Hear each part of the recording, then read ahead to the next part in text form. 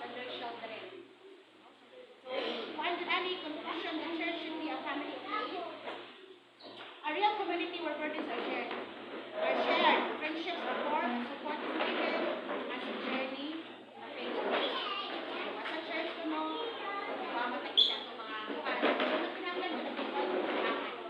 Dili lang as a church, as individual, as community, as friends. So, I friend na ko kayo, katawang kayo na. Ano?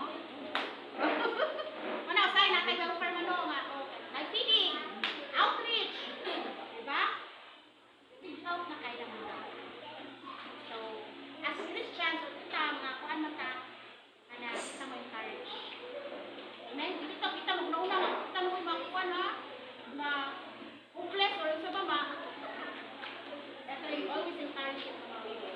Amen? Hallelujah. Lord, salamat Lord kasi mga pulong ka ng Lord. Yes, Lord. Salamat Lord for reminding us, Lord, that through your word. Salamat sa mga Spirit, Lord, that iyan ka namin sa Lord, salamat Lord, at matutulong ang katulad. Jesus.